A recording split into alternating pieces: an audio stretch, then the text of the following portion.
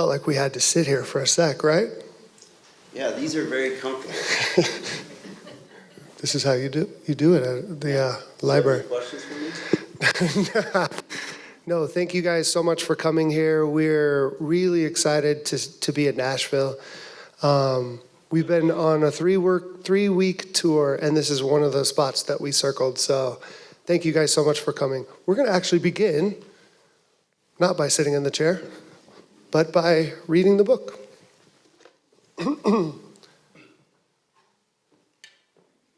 Love. Wait a second. Let's get this little cursor out of here.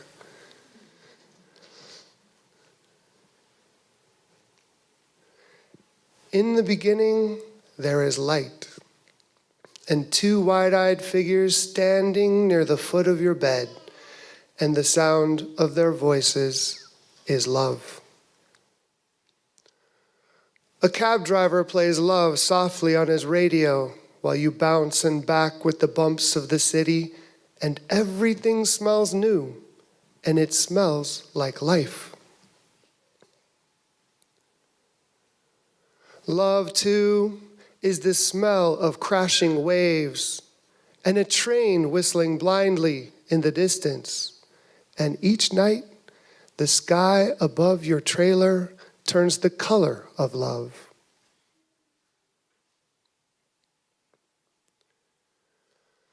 In a crowded concrete park, you toddle toward summer sprinklers, while older kids skip rope and run up the slide, and soon you are running among them, and the echo of your laughter is love.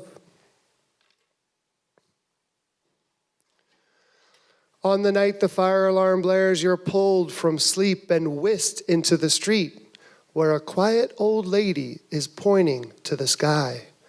Stars shine long after they've flamed out, she tells you, and the shine they shine with is love.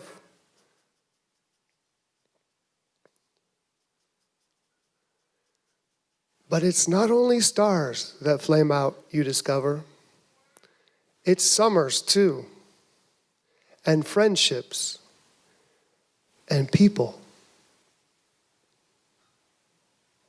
One day, you find your family nervously huddled around the TV, but when you ask what happened, they answer with silence and shift between you and the screen. In your dream that night, you are searching for a love that seems lost. You open and close drawers, lift cushions, empty old toy bins, but there's nothing.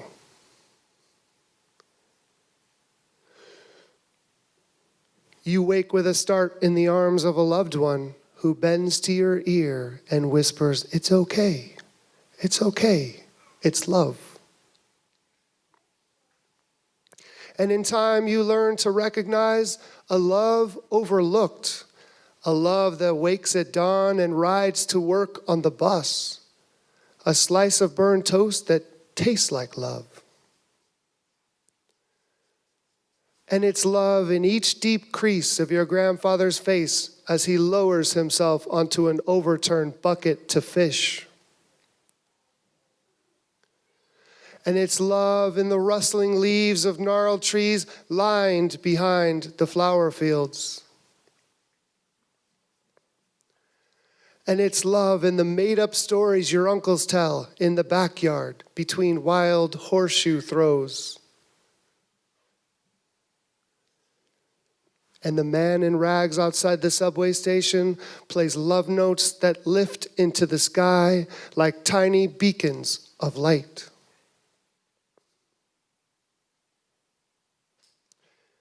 And the face staring back in the bathroom mirror, this too is love. So when the time comes for you to set off on your own, heavy winds will sweep past your building and great gray clouds will congregate above. Your loved ones will stand there like puddles beneath their umbrellas, holding you tight and kissing you and wishing you luck. But it won't be luck you'll leave with, because you'll have love. You'll have love, love, love. Thank you guys for letting me read that to you.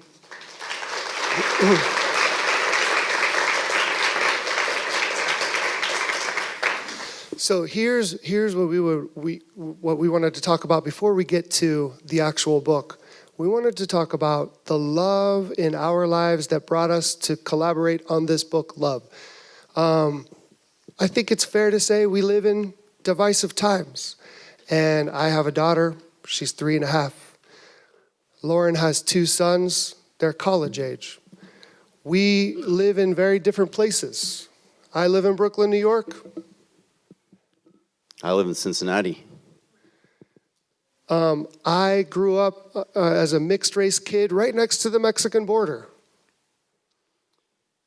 I grew up in Missouri. But you know what? We came together to make this book, and we actually wanted people to be represented from almost polarizing parts of the world, ideologically, religiously, racially, to be in the same book. Because we feel like this idea of love sort of can bind us together, right? Absolutely. Yeah, and one of the joys of working on this book for me in my career is I'd never worked with an author. I've illustrated books that other people have written, but most time I never have any contact with them. So it was great fun for me to get to know Matt de la Peña. You know, I had heard of your work, certainly, but didn't know him until the first week I got the manuscript, we were at a conference together. Yeah. And it was great power, I thought, to sit down and talk about it. The first time we just talked about it. Yeah, I think we didn't even talk about what the illustrations would be so much. Yeah. We talked about what this book, what did we want it to be? We had the text, and we sort of were thinking like, whoa, what is it to us? We were talking about the philosophy around the book, right? Yeah. Our different backgrounds. And even big ideas, big Yeah. ideals. Your background, your parents, Yep. my family, my upbringing. It was great. We kind of got to know each other. Yeah, and the risks we wanted to take. Right. So- The statements we wanted to make. Yeah, and so we thought it would be interesting just for you guys to see a visual representation of where we come from. So here's me, little taco eating kid right here, and there's my dad. And the thing that I like to point out about my dad is he's the first in his family to be born in America. So the rest of his line is born in Mexico, and we grew up right on the border. I'm a mixed race kid. I'm half Mexican and half white. This is a beautiful picture of me. I wanted to show you guys. But this is my mom, and my parents were teenagers. I always tell people, you know, my dad, his first language was Spanish. My mom only spoke English. But sometimes you understand another's language without understanding the language, if that makes sense. And the way that works for my parents is they both grew up in extreme poverty. So they connected in that way. Now, nobody in my family had ever been to college. I'm lucky. I was good at a sport, and it took me to college. Once I got to college, I fell in love with books. I fell in love with reading and sort of navigating the world through texts, through story and narrative. And I started to dream of writing a book of my own. So at first I was writing young adult novels. Bald No Lie was the first one that came out 65 years ago. No, it was only like 12 years ago, but it feels like a long time ago. And I wrote Mexican White Boy, which is a very personal story about growing up on the border. And eventually, I started to write picture books too. Not exclusively, but I also write picture books too. This is the first one. And the cool thing about writing picture books for me is I do love going into schools. And this was my first experience going into elementary schools. And I was blown away by the young people. You definitely have to switch your talk when you go from, you know, an inner city high school to an elementary school. Different ball game. At first I tried to take my techniques into the elementary school and it didn't work. So I had to learn a whole new way to talk to young people. But it was such a gift. And this led me to think, okay, if I could write any story I want right now, today, what would I want to put into the world? And the first word that came to mind was love. And maybe we'll talk about your background too, Loren. Yeah, so I hardly ever went to the ocean growing up. Matt was born near Mexico, in San Diego, and I was born, like I mentioned, in a faraway exotic land called Missouri. And this is my family. I have to give a shout out to my nephew who is this is my brother Lindy, and his nephew is in the crowd. Wait, give him a wave. He goes to Belmont. We expect you to buy 3 copies of the book. Don't Just kidding. Don't be selfish, Caleb. His name's Caleb. This is me, Missouri. So mom was a secretary most of my childhood. Dad was a salesperson. You can see me, I'm the youngest of 3. You can even see in that picture, I was a little fidgety. It was hard for me to sit with a book, Matt. It was hard for me I learned to read, but it wasn't my favorite thing. It was much easier for me to sit and draw. Drawing was like play, but reading was like work for me. But I was very fortunate. Mom read to us. She read to me every day, and she instilled a love of stories. She even read to me as I got older, when really I should have been reading on my own. She read chapter books to me, and a lot of those books. The only other thing really that you should know about me as a kid is that I, like Matt, loved sports. We didn't go to art museums. We moved to Lexington, Kentucky. And there I am. When you're in Kentucky, there are horses all around. And your mom might put a horse on a birthday cake for you.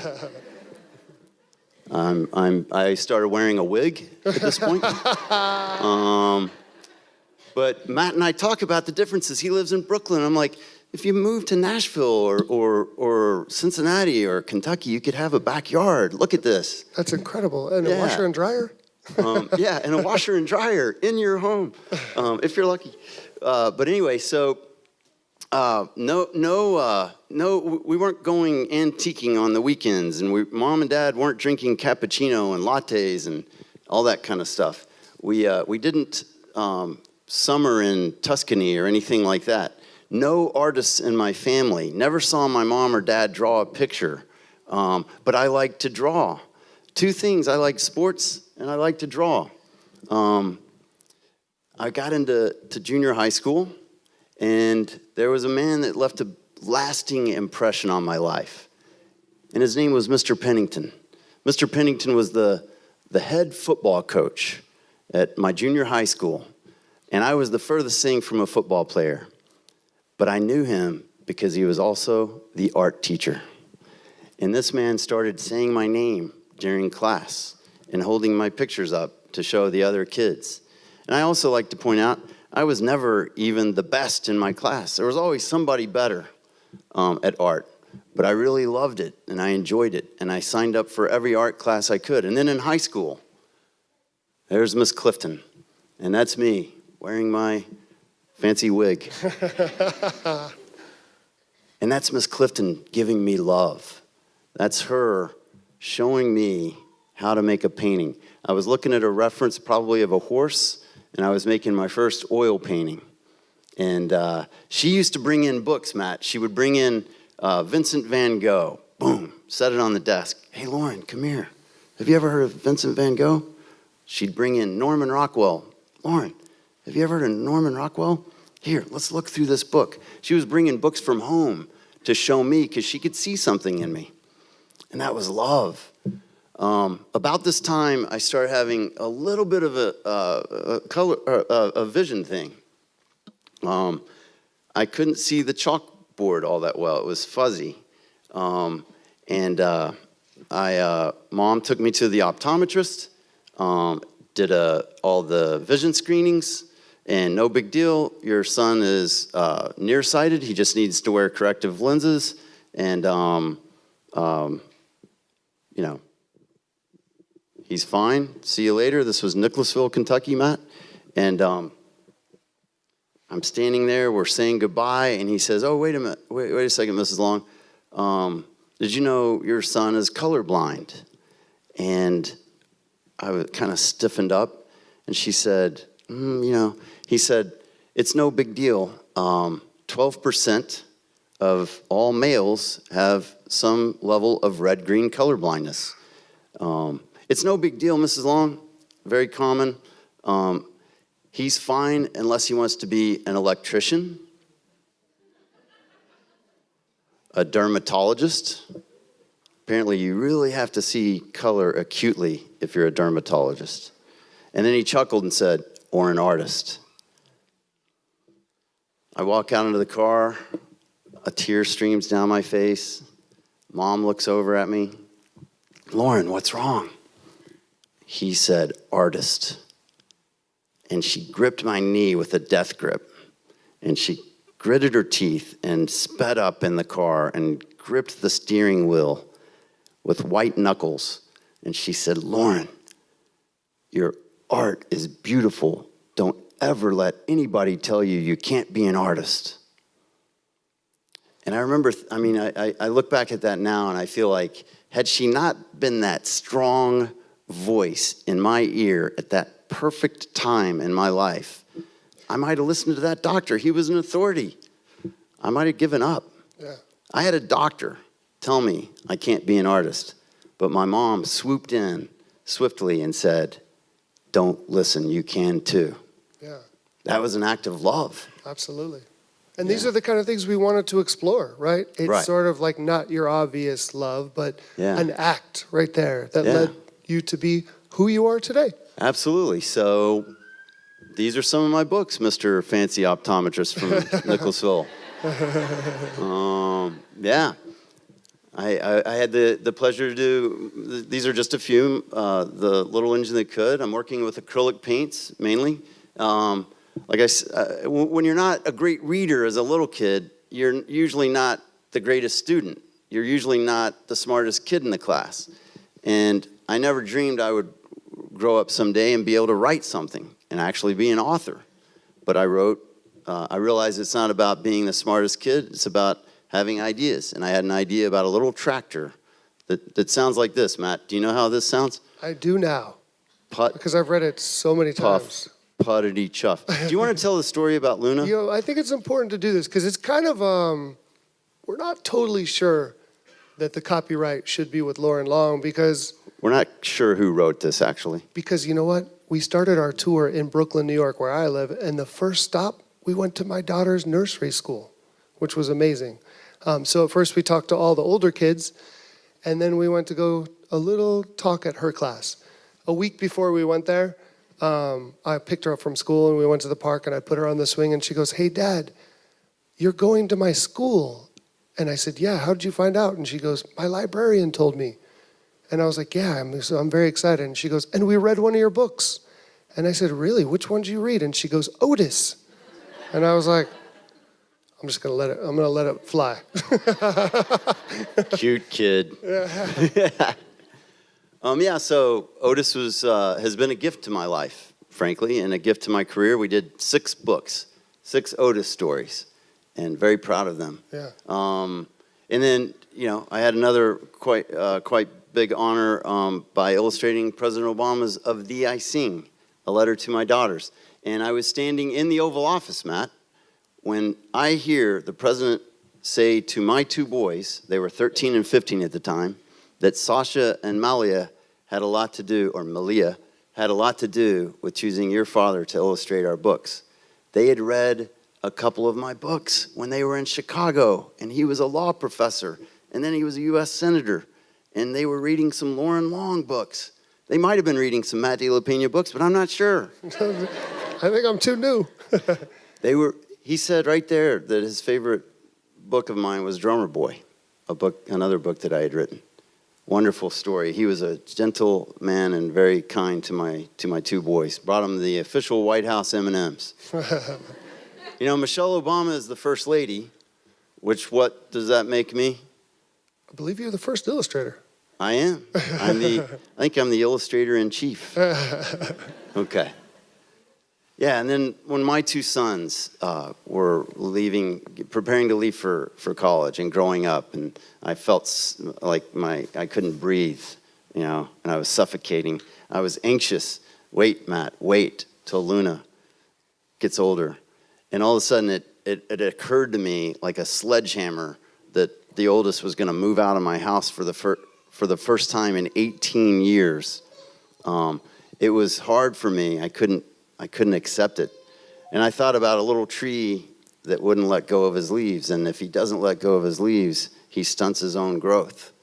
And I wrote the story, Little Tree, and it made me feel better. And I think hopefully it'll make other people feel better. Yeah. So that's a couple of the books we did before we got to Love. And then we sat down and we talked about this.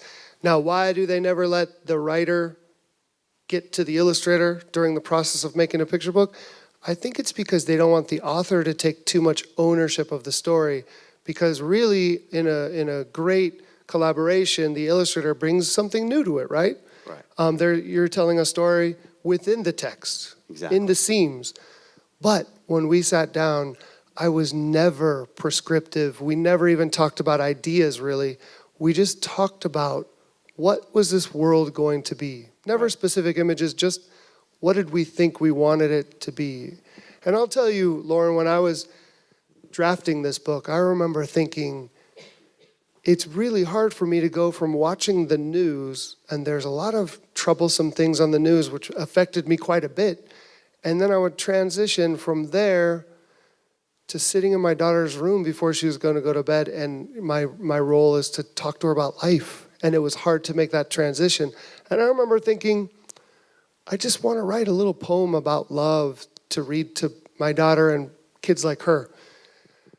And so I wrote the book, but then I got to tell you, I was looking at it and I thought, well, it's uplifting, but I didn't think I was telling the truth because I felt like I had failed to acknowledge any sense of adversity.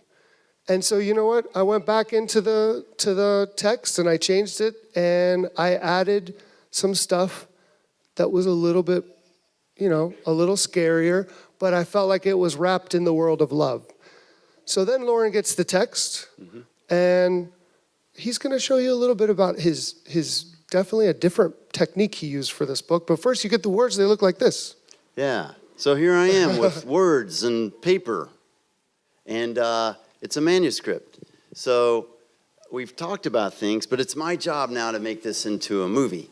So I love movies. I watched a lot of TV growing up in the 70s, and I love stories. And when I watch a movie, I like to pay attention to what the director has decided for each image. Some images in a movie are big and fast, and they have loud music behind them. Other images or other scenes are really soft and quiet. And that's how I like to pretend that I'm a film director. So I study Matt's words. You can see those are just colored pencils. Here's the original.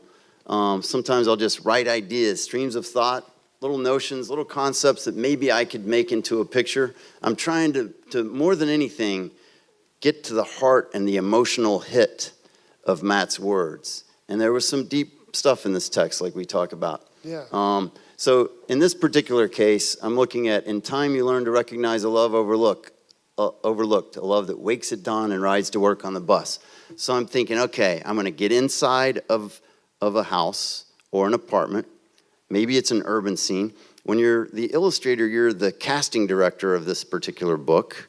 You're the cinematographer. You're the prop master. You're designing the entire visual. So there's lots of decisions. So I'm thinking, okay, I'm going to have this boy with his back turned, staring out a window, and he's going to have his hand on the window. And it's going to be kind of sort of an emotional scene, maybe. He's putting his hand up. That little thing is a piece of paper. Maybe he has a to-do list. His parent has left the house even before he goes to school. I've got his hand touching the window. The bus represents the parent leaving. I thought maybe this is kind of good. I thought it was a decent illustration. I have the oversized slippers that fit like love, which I thought was kind of cool. But it didn't hit the right moment in the story, in Matt's words. It even, I thought, took me in a different direction. I thought maybe this took me into some type of abandonment or, something, just a different feeling. So I did another sketch where I take the hand down, I show the parent. You see, I'm still not sure what kind of apartment or house this child lives in. We wanted to be as inclusive as we could in our book, Love. From the top to the bottom, we tried our best because we wanted to represent us, right, as people. Maybe you could walk us through the underwear choice here, because you've switched a little bit, switched gears a little bit. Well, Matt, I grappled with that decision for a long time.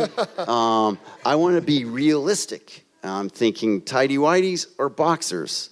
You can see I'm struggling. You know, sometimes an artist struggles with these decisions. But what I decided is, my wife, by the way, didn't like the tighty-whities. And you'll see in the final book, there's no tighty-whities. But still, I thought, this is good. This is representing. This is illustrating your words. But I thought, what can I bring to it? You know, you've left me all this room to illustrate your book because your words are profound, but there's lots of space for me to create. So I wanted to tell another story of love. And you can see throughout the book, sometimes the love in Matt's words is even in the background, like the cab scene. So I thought, you know what? Maybe there's another element.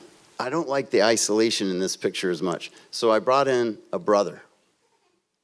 And I also made it a different kind of window, a smaller window. I took the draperies out. Yeah. And this is a big moment in the book because, you know, this is where the child for the first time is, because there's no main character. And what I wanted to do with the text at least, is I wanted to have the narrative arc be the evolution of love in a child's life. So, you know, when my daughter was young, love was given to her. She was lucky to have parents who loved her. When we would feed her, you know, it was just an act of love. But as you get older, you have to find love. It's a more agented love, right? Where you notice things and you start to see love in the world. And now this child, this is the first illustration where he's looking for love. But look what Loren brought in. The first thing I thought when I saw this is I was like, where are my slippers? But then I said, you know what? This is pretty cool. This brother probably wants to hustle to school. But yet before he goes, he makes sure his little brother eats. So I actually changed the text. This has never happened to me in my career. I actually changed the text because of a sketch. So that's kind of a testament to what Loren was thinking too. And then I thought, this brother probably doesn't make the best toast. I'm not sure I trust his toast making skills. So I came up with the line, a slice of burned toast that tastes like love, instead of the slipper line. And I liked that the toast wasn't perfect because it kind of fit with the book too. Loren didn't know that I had changed the text though, because at this part we were kind of doing our own thing. So Loren, why don't you, before you even talk about getting the change, why don't you take us through your technique? Yeah, absolutely. Yeah, so when I first saw Matt's, and you know, and that's another good point. We discussed through the book dummy. That's the plan, the sketches of the book. We had lots of communication, but then I kind of hibernated and disappeared in my studio to make the actual art. So that's why we were kind of not in touch at that moment. Matt's text about love is representing love in all kinds of forms. It's beautiful. It's perfect. Sometimes it's a little vulnerable. Sometimes it's a little raw. Sometimes it's a little messy. Sometimes it's a little overworked, and sometimes it's unworked. And I thought it was so honest. I've made my paintings the same way my entire career. I use water-based, either acrylic paints or gouache on either canvas or illustration board. I work my art into oblivion. Sometimes I can't stop, and it's just my personality or whatever, but I just try and make them the best I can, and sometimes I just work them into crazy. I over-control my art. I had taken a class in printmaking at the Art Academy of Cincinnati, an evening class. And I'd long been interested in printmaking. Are there any printmakers out here? Any people that do monotype prints? This is perfect. None of you have done it. Okay, because I'm a beginner. Took this class, and I learned how to do monotypes. And what you do is, I loved it because there's no taking back. In a way, I'll walk you through the process, but once you put it through the press, and pull the paper up, it's there. You either have something really nice or something that's not nice, that's not good. So instead of painting on the canvas or the illustration board, I used a technique called monotype, where you paint on a plexiglass plate.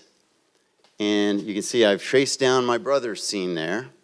Then you take some brayers and you ink up with oil-based ink. If you look at the art from Love, I don't think I would have reached those colors without trying this technique. Those rich colors are oil-based printmaking inks. So I've taken the brayer, inked up my brayer, put the blue on, just kind of messy, put the red on, and then took some flesh tone, put the flesh tone on with a paintbrush, and then the part that was unclean, that went out of the lines, I would take paper towels or Q-tips and wipe away what I didn't want. And I would take the plate down to my makeshift little printmaking studio that I set up in my basement. I even got a tabletop press that I talked my wife into thinking was a good idea. And put the glass plate on the bed of the press, and then take moist paper, lay it down on top, and run it through that press, and press that ink into the paper, mash it down, pull up the paper, and that's what you get. So if you look closely at all the art, it's nothing, the art is a compilation of a bunch of monotype prints that I made, and I would never have gotten those textures by hand. That was a lot of fun for me. Has anybody ever done collage art? Okay, you know where I'm going with this? Yes. I had never done it. It was the first time. But I realized I couldn't do it all on one plate, so I decided I'm going to collage this book. And again, I'm a little nervous because I'd never done this before, but I wanted to bring something different to the table for Love. I went and did a print of the background. You can see the one on the right felt too dark, but I liked the window, and I did something called a ghost print. So I ran through the press, and it went too dark, pulled it up, but there's still ink left on the plate. So I took another clean sheet of paper, and I put that on top of the plate, and ran it through the press, pulled it up, and I got the one on the left. And I loved those textures and that warmth, the warm texture. I never would achieve that with my paintbrush. But I liked the window on the right, so I cut it out, move it over, glue it into the background on the left. Then I go back and get my figures, cut them out with an X-Acto blade, take them over, glue them onto the other background. And then basically what you see there is my picture.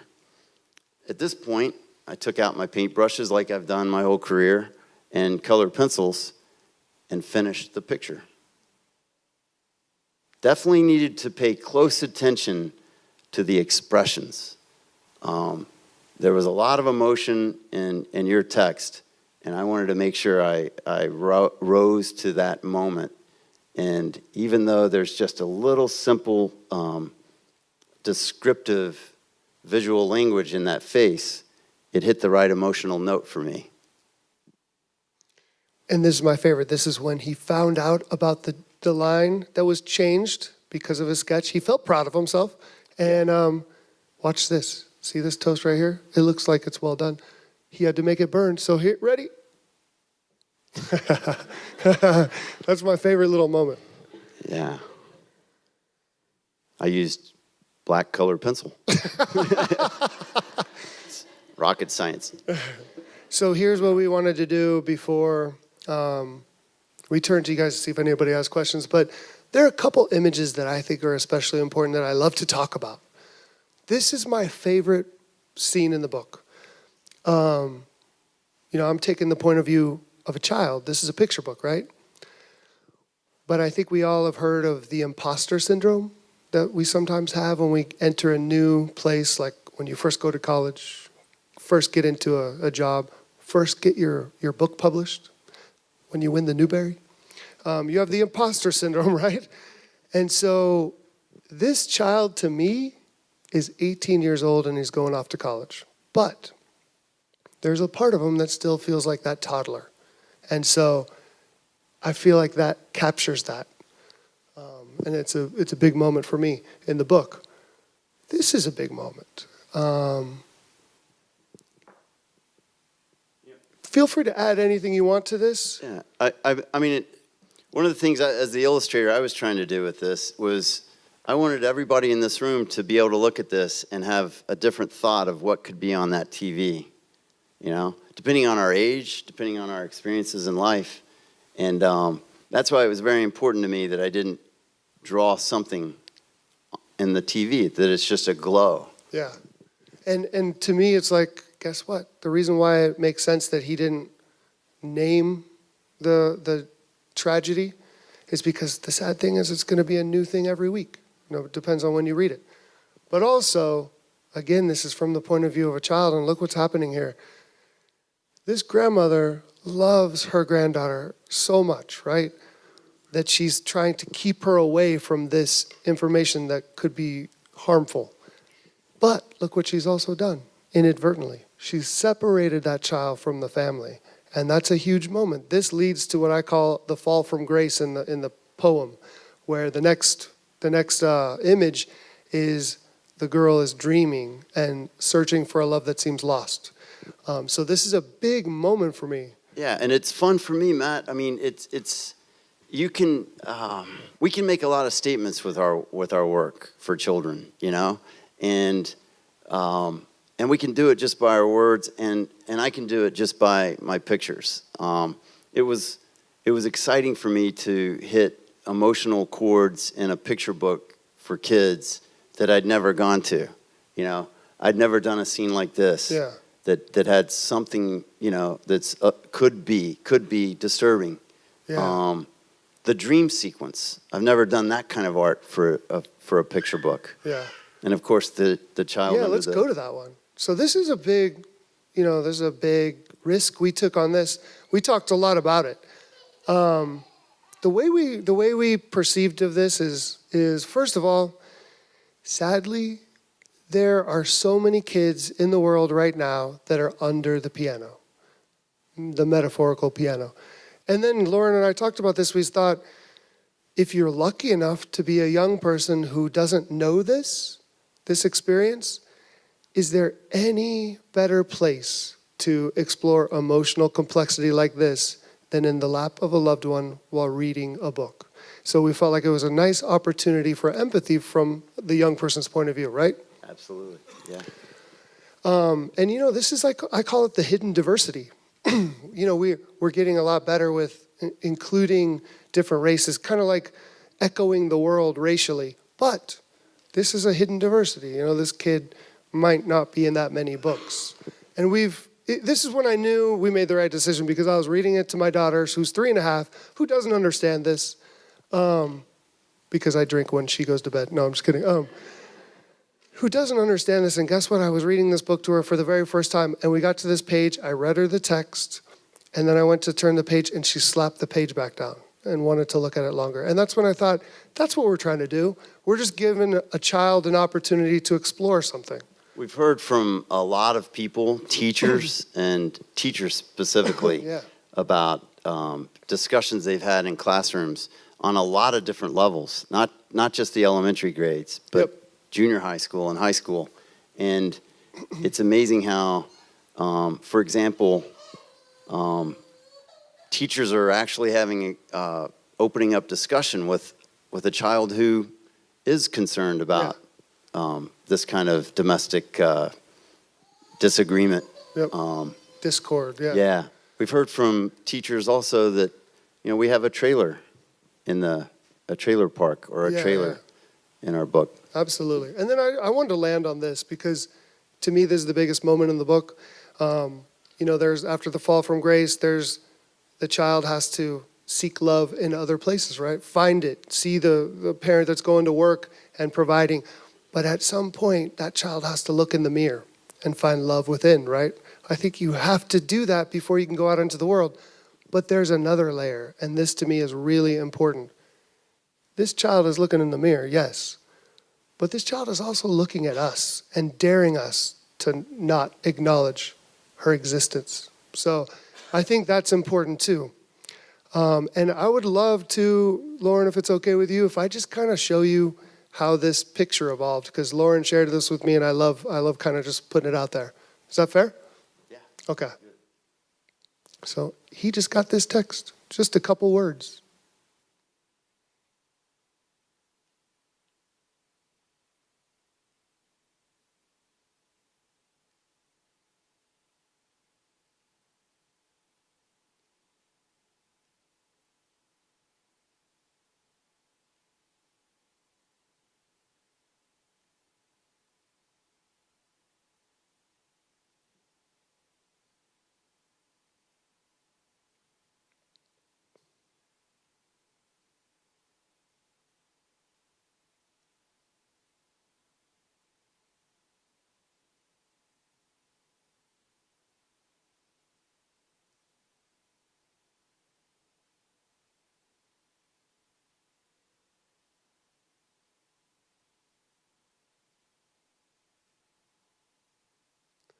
So maybe we thought we would turn to you guys now and see if you guys have any questions or thoughts, anything you would like to share or ask us about. Does anybody have any thoughts or questions? Yeah. My question is, you touched on this already about compromising and collaborating. Yeah. Do you have to make compromises, or was that hard to do? That's a great question. I think you do make compromises with the understanding that your vision isn't necessarily the right vision. You know what I mean? It's just your vision. By the way, in a weird way, it echoes politics. You know, we can all have our ideology, but that doesn't necessarily mean we're right. And that's why Laura and I were talking about this today, actually in the car in Georgia, because we were in Georgia this morning. Just that it would be so great if people with different ideologies could sit down and just have a conversation. So my vision it wasn't necessarily correct, and sometimes you can't see the back of your own head. So sometimes somebody comes in who's talented like Loren, and he shows you something you never would have thought of, such as that boy with his younger brother giving him toast. You know, like something that never crossed my mind, and I was so moved by it that I bent to what he was doing. You know what I mean? So I think you have to show humility as a creator. Yeah, Is that fair? And I'm not only working with Matt, I'm working with an art director and an editor. So I'm giving them my sketches, and they're weighing in as well. It was a great creative experience. I like to point out the one image of you see the grandfather's crease, or your grandfather's crease, or creases in his face as he turns his bucket over to fish with you. And Matt was thinking of a gritty, more urban scene on a pier out in the ocean. Yep. And my mind went straight to the Ozark Mountains, where my parents lived for a while, in a little idyllic little dock. Community dock. And what we decided was kind of, and I don't even know, this was sort of more with me and the art director, is let's do something that is somewhere in the middle, you know. Let's make it just like a little overpass. And the grandfather probably parked his truck or his car, and they walked down and fished with the grandchild. Somebody else? Anybody else? Other questions? Or yeah. This question's more for Loren. You showed numerous pictures of you arriving at this illustration as the final picture in the book. How long did it take you to do that from the time you got the words? That looks like it was quite an elaborate process. How long is that process? That's a good question. And this is one of the more simple images because it was just one plate. Yeah, some of them were a bunch of different plates. But yeah, I probably did that sketch pretty quickly, you know, so maybe a day or two. In fact, my little sketches are quite small. That's the head, the face, just a little pencil sketch called a thumbnail. But then this one, getting it approved 2-3 days kind of thing. Of course, it's lumped in with all the other sketches, and we're just going through, all right, we like this one, let's green light that one, do this and fidget with that. The brothers scene probably went through about 6 different drawings that I didn't show, but this painting, I messed one of them up, by the way, so I had to scrap it. But this one, I probably have 4 days, 4 good hearty working days. But some of them, like the trailer park scene, I probably spent 7, 8, 9 days on it because it was so intricate and so complex. And that was the one that I had to do to prove to myself that I could do this printmaking technique. Because I thought, if I can't do the hardest one in the book with this new art technique, then I can't do any of them. So I'll scrap it and go back to my painting into oblivion all night long into the wee hours. Alone. Yeah. Anybody else? Good question. Thank you, sir. Matt, who comes up with the timeline or your time frame? So like the publishing time frame? Well, okay, so usually it works like this. So when I write a novel, it takes me a year and a half to go through all the revisions and stuff. And then you would think the book comes out pretty soon, right? Usually it takes 2 more years. With a picture book, it's kind of the same thing, but this was different. I think we finished the book, was it like about a year ago? I actually didn't turn this artwork in until like February or March of 2017. Yeah. And the book published January 8th. So that's like a miracle. Like it was Yeah. published in less than 2 years after he was done with the art. They fast-tracked it, yeah. Yeah, Less than a year. Less than a year. yeah. Yeah. Usually they want me to turn in art a year and a half ahead of the publication date. And then they got on the phone with us and said, we would like you to be on the road for 6 weeks. And both of us were like, Yeah. so, Right. but we said, you know what, we want to give the book a chance to find a home, so Right. we committed to it. Anybody else? Any other questions? Congratulations on the sales and being on the Times bestseller list. Thank you. That was How's kind the of fun. reaction been as you've been around on your tour? I think the biggest thing that I've noticed is we did All Things Considered, and there have been a lot of people at our events that heard that, and it's really cool because I'm an NPR head, so it was really awesome that it's almost like you're meeting people from your community, even though they're in different states. So yeah, it's been amazing. Yeah. It's been very gratifying. Yeah, thank you. Thank you. Wow, somebody knows about sales. Yeah. We thought it was like a secret little talk that we have after events, but Yeah. It's been great. Any other questions? Since you brought up radio, NPR, and being in Brooklyn, Steve Scott and Wayne Cabot on WCBS radio, when you're painting, do you have a radio on sometimes? Just in the room? And have these people ever given you know who they are? yeah. Have they ever influenced you in any way? No. Well, first of all, I never listen to music or radio while I'm writing because I don't want the music to impose itself in my rhythms of language. Because when I write a picture book, I got to get the story right and then I got to get the music right. So, and if you hear me read this, to me it's like a spoken word poem as much as anything. But I know who they are, of course. Do you listen to the radio when you're I listen illustrating? I listen to music when I'm painting, when I'm making, when I'm concepting, I listen to music, and sometimes I'll listen to talk radio, and but then I can't think, because they're distracting me. So I listen to music when I'm really trying to come up with ideas. So it's kind of like writing. Yeah. You wouldn't want to listen to somebody talk about, who knows what, if you're writing because you're trying to think. Same with me trying to concept. Yeah, that makes Yeah. sense. Yeah. So you talked about visiting the elementary schools and Yeah. writing for children. Do you alter your writing in any way for that audience, or do you just write? Okay, so you're talking about when I make a book. Yeah, so what's interesting is I do, but not that much. Because in a weird way, sometimes I think Love, the book, is almost as interesting to a 8th grader as it is to a 4th grader.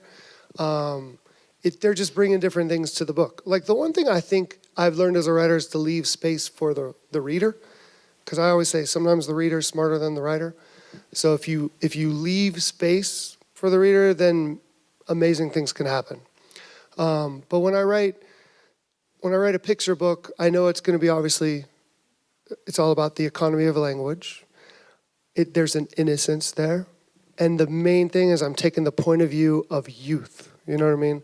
So sometimes I think about this book for me in terms of the text. It's almost like childhood. The idea of childhood is narrating the story and coaching a kid through. Yes? This is actually a little bit more of a comment, but when I'm looking at this, I'm looking at, as a parent, a daughter who will be going to college in 2 years. So like, this picture is, when I think you read that for me. I mean, that's what I say, like, she's going to be going up, and my whole group of people who love her is going to be standing there. So I could always turn that around and say, this is the parents who are giving. Absolutely. Mm-hmm. So I think ideally there's space for multiple readers. I think some books, they're definitely for a certain age. And those books, my daughter loves them. But I think there's space for all kinds of different books in a child's home, And I think this is one where if you're a parent, you see it in one way. Here's the interesting thing. I have a 3.5-year-old. He has 2 college boys, and they both will see the book in a different way. You know what I mean? Yeah. I read your Times article about children darkness. Yeah. There's a part in the article you say that you got pushed back from a gatekeeper, but then you fought for it. Could you talk more about how you spoke to the gatekeeper to convince them that seeing the child? So Can just please. give some context so everybody could hear what the question was. So, good question. The question was, I wrote an article in Time, time.com, I guess, which is actually going to be in Time the magazine on Friday, I just found out. But let's see if I can get to this real quick. So basically my idea was, hey, we have this piece here. Loren and I talked a lot about this. It's right here. It's this illustration. We received pushback that a major gatekeeper, I won't say who, initials are involved, but I won't say who. It's an account. It's not a publisher. It's a I don't know what you would call them, but they're big time. But anyways, they said, hey, if you don't change that image, we can't support the book. We talked about it, and we decided we have to fight for it and just write and make the book that we wanted to make.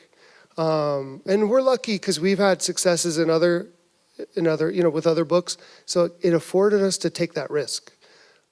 And I will say, by the way, that account, they came around and are now supporting the book. But my question was, and if you haven't read the essay, it's basically, I asked the question, what is the job of the writer for the very young? To tell the truth or preserve innocence? And as a YA writer, this is something I don't know the answer to because I'm still new. This is only my 4th picture book, Yeah. But we talked about it, and what were your feelings? When I read these words, it never, you didn't get that scene from these words. But I thought I could do something a lot more safe, and I could do one of my ideas was two children at the end of summer, and it's a Norman Rockwell scene of a moving van, and one friend is moving away. Summers fade, and so do people. I thought about the death of a grandmother. I thought about the death of a family pet, and all these things are heavy and real. And then I thought about, the divorce rate in this country, which is like half. And if that's half, then how many children are living in that, It's not always tragic, There's a lot of hope and love in this scene. But it exists. And there's some addiction in my family and certainly extended family and divorce. And so what we're saying to them is, you exist, you know? Yeah. You live in our book. And not only that, can I just add one more thing?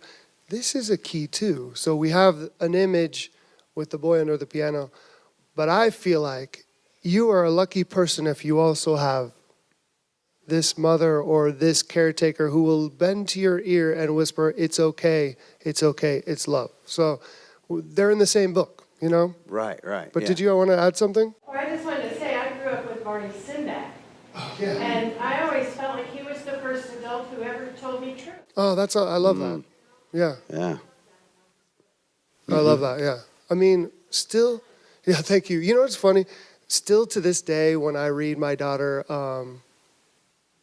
what is this famous book, Where the Wild Things Are? I just am like, oh my Good. God, this is a guy who dug so deep into the psychology of a child who's been sent to bed without dinner, right? And then goes to Where the Wild Things Are and tries to send the wild things to bed without their dinner. It's like, it was so deep inside the child's psychology. You know what I mean? It's just amazing. I just have to say, I identify with the kid under the piano. And I gotta tell you, it's so healing to see that image included in this book. Well, that alone, that's why we're proud of this being in the book. Yeah, and we heard from a teacher just yesterday how there was a child in his class and he was troubled and he finally, because that image was in the book, he finally could actually talk about it with his teacher and just say, hey, my parents are, So this the is teacher happening. used it as a tool, and isn't that what literature is really? Is a tool? And your favorite It's all writer, getting back to your point, Yeah. your favorite writer, Kate DiCamillo, responded. To my essay. And by the way, and you know what one of the most amazing parts of her essay response was? She said, maybe the job of the writer for the very young is to love the world. So guess what?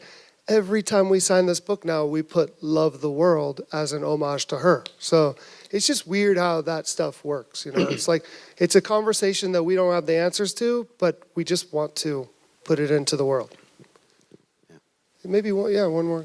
I'm a school librarian and I read this to several kindergarten classes today. And this, we were discussing on each illustration and the words to echo back where they saw or heard love in the story.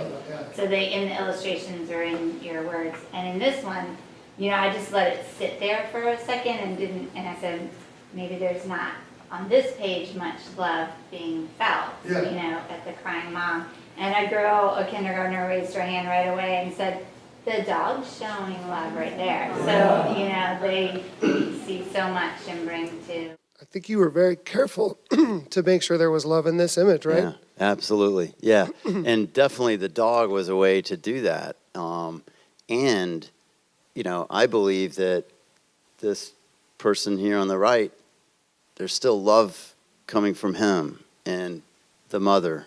And it's so cool to hear that from you. Yeah, thank you. And it's, you know, when you're doing that with your kids, your students, it's kind of a cool, fun assignment because you could say to them, if you were illustrating this book, you might have made different choices. You might have come up with a different idea.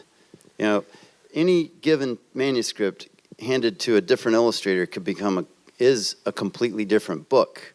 And that's the fun collaboration of what we know as the picture book, the dance between the pictures and the image, the words and the images. And it's just like a film being put into another director's hands. It can become a different beast. And you know, one of my favorite things that Loren did here is, in this book, is he allowed the text to be heavy. And I think this book needed that. If he undercut the words, like, on purpose, I got very spare here, you know. It's very, very fragmented sentences, and I end on, and people, and it's heavy, and he allowed it to remain heavy. Now, there are other parts of the book where I get wordy, right? So this is a different tone, and I love this. We've never even talked about this, but I feel like this scene visually is very hectic and frantic and scattered and everything's happening, and it kind of echoes the words. It's kind of cool how that works. This, Matt, did you notice the one guy's handing an umbrella out to the... Oh, yeah. As a matter of fact, we're in negotiations for this painting. So, yeah, I want to hang it on my wall. Yes. In the songwriter world, there would be a lot of people that would want to work with you. There are songwriters here in Nashville? There's a lot that would want to work with you. Do you guys plan to collaborate again? Do you have people that desperately want to illustrate with you now that they've seen you illustrate with someone else? I mean, how is this working? Well, so, he writes too. So he's got some books he's writing. We definitely have something in the works for another collaboration. We've really enjoyed working together. But yeah, my favorite thing is Loren has a stack of manuscripts he's supposed to illustrate, and he bumped them for me. And I was very proud of that because I really wanted Loren to do the picture book. So it really just depends on the project. If he's moved, he might bump it and make it a priority. If there's an illustrator that wants to work with me and it fits a manuscript, I would love to, I'll go for it. So it just depends on the project. Tomorrow is World Read Aloud Day. I saw that on Twitter. You're going to read. And I'm definitely reading this to my children. That's awesome. All We're gonna right. do it. We're gonna do it after this thing. Thank We're you. gonna huddle with whoever's left here at the end, and we're gonna do a little private reading on video for tomorrow. In fact, if anybody wants to be a part of it, Yeah, we don't pay. it's a bit of a marathon though. The signing line sometimes takes a while, but yeah, we are gonna do that at the end. So whoever's left, the stragglers, we're gonna gather you together. And we thought it would be cool if it was adults instead of kids, because we want to put out the message that, hey, picture books are for kids Kids are welcome too. and adults. You know what I mean? So it's kind of cool. One last question, and then we'll let you guys go home or go to your music venue that you're going to go to. Well, hey, guys, thank you so much. We really appreciate you coming out and listening to us talk about love. Thank you, guys.